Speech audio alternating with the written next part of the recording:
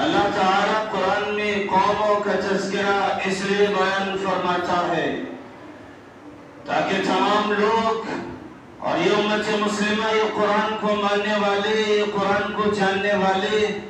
سبق حاصل کریں اور بیدار رہیں اور ان تمام اسباب سے بچتے رہیں، ان تمام تباہ کاریوں سے بچتے رہیں جن کی وجہ سے ان قوموں پہ عذاب آیا، جن کی وجہ سے ان قوموں کو نصف و نابود کر دیا گیا، جن کی وجہ سے قوم عاد کو ہواؤں میں، فضاؤں میں اڑا دیا گیا، اور پھر ان کے بارے میں قرآن نے نقشہ اخیر میں یوں کھینچا کأنہم اعجاز نخل خاویہ۔ اس قوم کو قرآن نے اس طریقے سے یاد کیا جس کو قرآن نے کبھی یاد کیا، من اشد منا قوہ،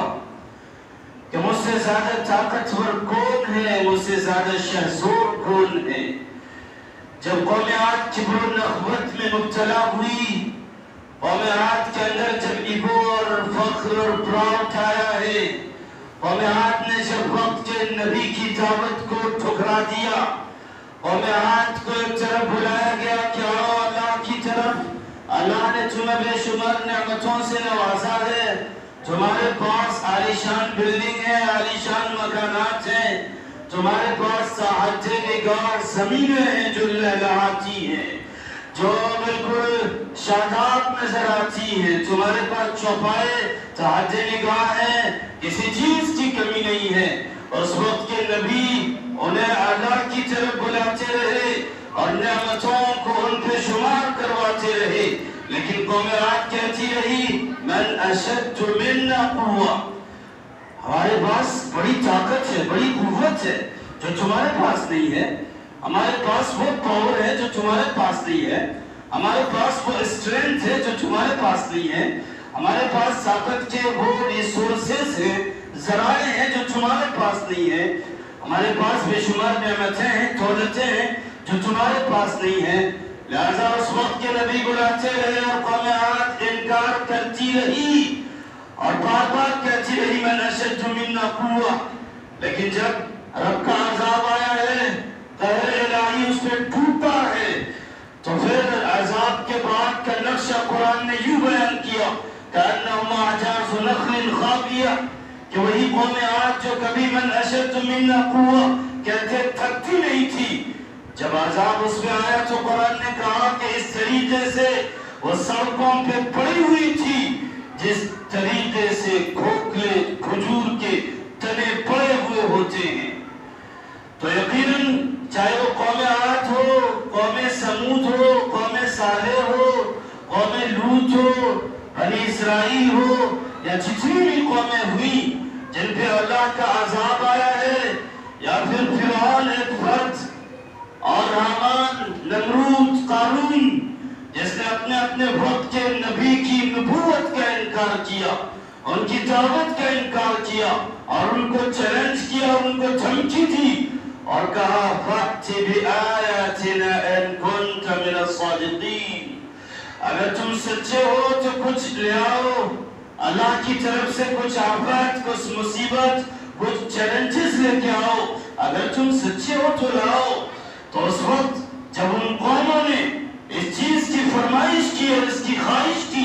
تو رب نے ہر ایک کو عذاب کا مزہ چکھایا ہے، رب نے ہر ایک قوم کو عذاب سے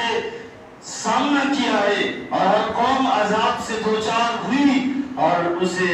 اپنے منہ کی کھانی پڑی اور اسے اس کے انجام تک، اس کے کفر و کردار تک پہنچا دیا گیا۔ تو قرآن مجید ہمارے لیے دستور حیات ہے، دستور زندگی ہے، یہ گائیڈ لائنز ہے۔ قرآن مجید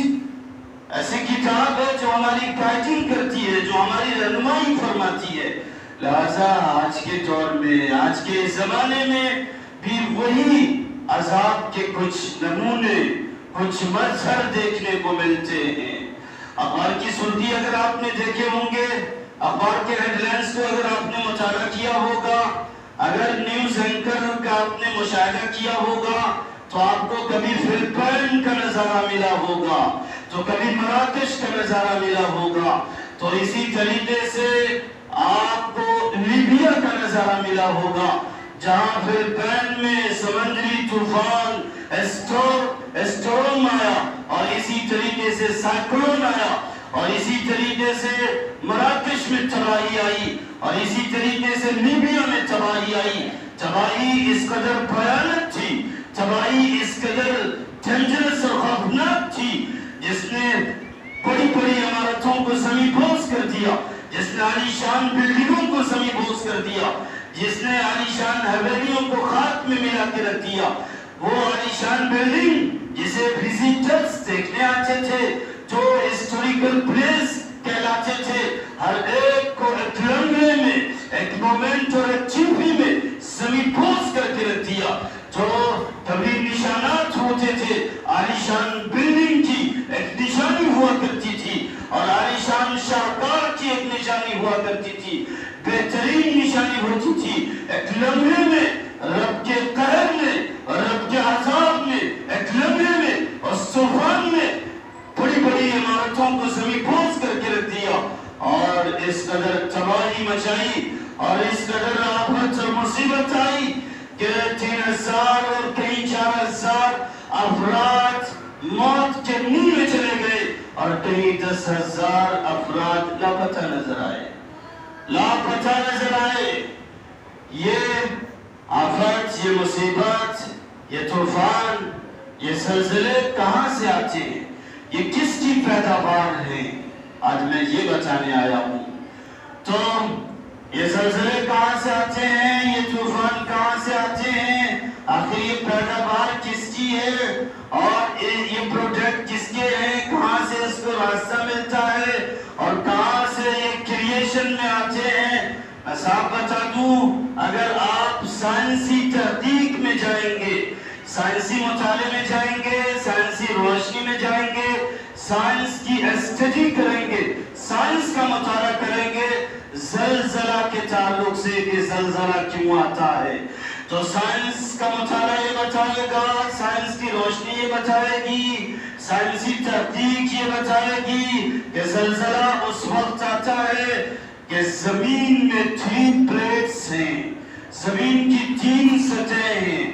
اور تینوں سطح کی تینوں پلیٹیں گردش کرتی رہتی ہیں اور انہی گردش کے دوران جب تینوں پلیٹوں کا آپس میں تصادم ہوتا ہے, آپس میں ٹکر ہوتا ہے تو زلزلہ آتا ہے. یہ سائنس کی زبان بولتی ہے, یہ سائنس کا مطالعہ بولتا ہے, یہ سائنس کی تحقیق بتاتی ہے, یہ سائنس کی روشنی بولتی ہے کہ اس طریقے سے زلزلہ آتا ہے. اسی طریقے سے طوفان, سمندری طوفان کیوں آتا ہے, سمندری طوفان کیسے آتا ہے, جب سائنس کی تحقیق کیجئے اور سائنس کا مطالعہ کیجئے, سائنس کی اسٹڈی کیجئے اور سائنس کی پڑھائی کیجئے اور سائنس کے روح سے اور سائنس کی روشنی میں جب آپ اسٹڈی کریں گے اسٹورم کا اور سائیکلون کا اور بحری طوفانوں کا, سمندری طوفانوں کا, کہ سمندری طوفان کیسے آتے ہیں, تو سائنسی تحقیق میں یہ لکھا ہے کہ 2 ہوا ہوتی ہے, ایک گرم ایک ٹھنڈ ہوا. گرم ہوا جب اوپر کو اٹھتی ہے تو ٹھنڈ ہوا نیچے کو آتی ہے اور بعد میں چل کے دونوں ہوا, گرم ہوا ٹھنڈ ہوا, دونوں کی آمیزش ہوتی ہے, دونوں کی ملاوٹ ہوتی ہے, دونوں کی مکسنگ ہوتی ہے. جب دونوں کی مکسنگ ہوتی ہے تو اسی مکسنگ کے بعد جیسے تند بارش ہوتی ہے, زبردست بارش ہوتی ہے اور اس بارش کے بعد تیز و تند ہوا چلتی ہے اور اس ہوا کی رفتار جو ہوتی ہے یہ 35 سے لے کر 200 کلومیٹر پر گھنٹہ رفتار ہوتی ہے, پر گھنٹہ رفتار ہوتی ہے. اور اسی رفتار کے فوراً بعد وہ سائیکلون کی شکل اختیار کر جاتی ہے, طوفان کی شکل اختیار کر جاتی ہے. اس کے بعد تباہی آتی ہے, اس کے بعد سونامی آتی ہے, اس کے بعد بھیانک منظر دیکھنے کو ملتے ہیں, اس کے بعد حالات ڈینجرس ہو جاتے ہیں, اسی کے بعد حالات بے قابو ہوتے ہیں اور زبردست بارش ہوتی اور زبردست طوفان ہوتا, ہوا بے لاگو ہو جاتا ہے، جس کی وجہ سے علاقے کے علاقے سد میں آتے ہیں. جس طریقے سے ابھی فلپائن سد میں آیا، لیبیا سد میں آیا، مراکش سد میں آیا، اور وہاں اموات کی کثرتیں ہوئی، وہاں جانت تلف اور برباد ہوئی، اور وہاں کے مکانات زمین بوس ہو گئے. وہ مکانات جو اسکائی ٹچنگ تھے، وہ مکانات جو آسمان کو چھوتے نظر آ رہے تھے، وہ مکانات چند منٹوں میں، چند لمحوں میں زمین کو چھونے لگے. یہ سائنسی تحقیق بتاتی ہے، یہ سائنسی مطالعہ بتاتا ہے، اور سائنسی ریسرچ اور سائنسی جانچ پڑتال یہ کہتی ہے. لیکن آئیے ہم اسی چیز کو اسلامی روشنی میں دیکھنا چاہتے ہیں، قرآن کی روشنی میں دیکھنا چاہتے ہیں، حدیث کے مطالعے میں دیکھنا چاہتے ہیں. ہم زلزلے کو اور طوفان کو ام عائشہ سے پوچھنا چاہتے ہیں. ام عائشہ ایک مرتبہ حضور پاک صلی اللہ علیہ وسلم سے پوچھتی ہے، اللہ کے رسول یہ زلزلہ کیوں آتا ہے، یہ طوفان کیوں آتا ہے، یہ ہوا بے لگام کب ہو جاتی ہے، طوفان بے لگام کب ہو جاتا ہے، یہ سمندری پانی بے لگام کب ہو جاتا ہے، جس سے امواتیں ہوتی ہے، جس سے بڑی بڑی بلڈنگ زمین بوس ہو جاتی ہے. تو اللہ کے رسول کہتے ہیں، اے عائشہ یاد رکھنا، جب زمین پہ اللہ کے حکم کی پامانی کی جاتی ہے، جب زمین پہ اللہ کے حکم کی خلاف ورزی کی جاتی ہے، جب زمین پہ شراب عام ہو جاتی ہے، جب زمین پہ ناانصافی عام ہو جاتی ہے، جب زمین پہ قتل و غارت گری عام ہو جاتی ہے، جب زمین پہ فساد برپا ہوتا ہے، جس کو قرآن نے کہا ظہر الفساد فی البر والبحر بما کسبت ایدی الناس، کہ خشکی میں بھی جب فساد ہو اور تری میں بھی جب فساد ہو، جگہ جگہ فساد رونما ہو، ہر ایک کو قتل کیا جانے لگے، فساد ہی فساد برپا ہو، موب لنچنگ ہونے لگے، ہتیا ہونے لگے، کلنگ ہونے لگے، ناانصافی سر چڑھ کے بولنے لگے، آپ کے خلاف جب لوگ زہر افشانی کرنے لگتے ہیں اور گانے بجانے کی کثرت ہونے لگتی ہے، گھر گھر سے گانے کی آواز آتی ہے، گھر گھر سے باجے کی آواز آتی ہے، قرآن کی آواز ختم ہو جاتی ہے، قرآن کی تلاوت مٹتی چلی جاتی ہے، ذکر و اذکار کی آواز نہیں آتی، توبہ و استغفار کی آواز جب نہیں آتی ہے، توبہ و استغفار کی آواز کی جگہ، تلاوت قرآن کی جگہ جب گانے کی آواز آتی ہے،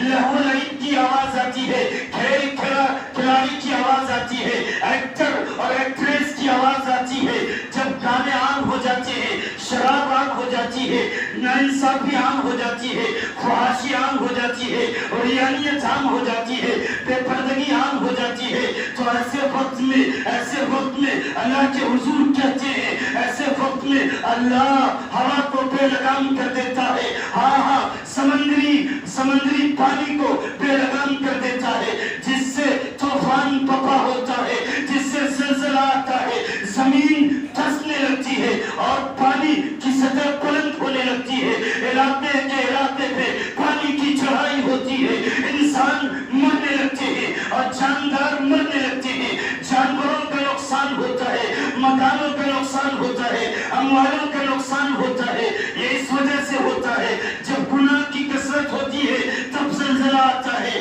تو سائنس کی روشنی بتاتی ہے کہ اس کے یہ فارمولے ہیں، سائنس کی تحقیق بتاتی ہے 3 پلیٹس کے تصادم سے زلزلہ آتا ہے. سائنس کی تحقیق بتاتی ہے کہ جب طوفان میں گرم اور ٹھنڈ ہوا کی آمیزش آتی ہے اس وقت بارش ہوتی ہے، اور بارش کے بعد تیز و تند ہوا چلتی ہے، اس ہوا کی رفتار 35 سے لے کر 200 کلومیٹر پرتی گھنٹہ ہوتی ہے، پھر جا کے طوفان برپا ہوتا ہے. یہ ان لوگوں کی تحقیق ہے جو اللہ کو نہیں مانتے ہیں، جو رسول کو نہیں مانتے ہیں، جو قرآن کو نہیں مانتے ہیں، جو حدیث کو نہیں مانتے ہیں. لیکن ہم تو قرآن والے ہیں، ہم تو حدیث والے ہیں، ہم تو اللہ و رسول والے ہیں، ہم مومن ہیں. ہم ان کی تحقیق پہ نہیں جائیں گے، ہم ان کے ریسرچ پہ نہیں جائیں گے، ہم ان کی جانچ پڑتال پہ نہیں جائیں گے. جب جب اس دنیا میں طوفان آئے گا,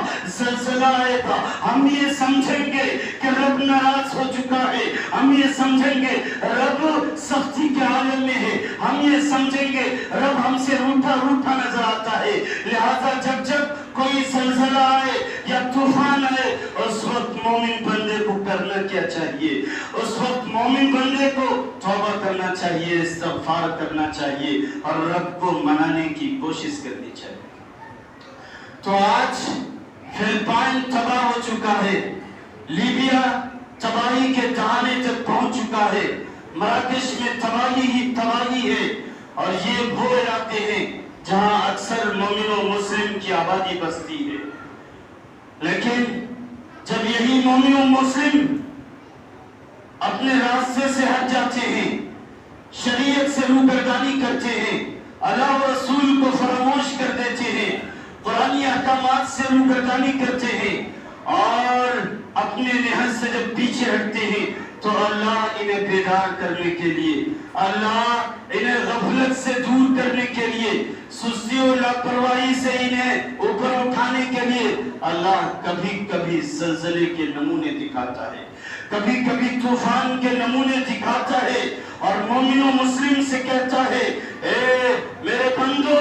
دیکھو قوم عاد کو میں نے کیسے تباہ کیا ہے, قوم سمود کو کیسے ہلاک کیا ہے, قوم لوط کو کیسے برباد کیا ہے. یہ وہی نمونے ہیں جو لیبیا میں آئے ہیں, جو مراکش میں آئے ہیں, اور جو فلپائن میں آئے ہیں. اس لیے تمہیں سدھرنے کی ضرورت ہے. تم سستی و غفلت سے دور ہو جاؤ اور پھر سے توبہ کرو اور اپنے نہج پہ آ جاؤ, اپنے راستے پہ آ جاؤ. تو آپ نے ضرورت اس بات کی ہے کہ ہم سب توبہ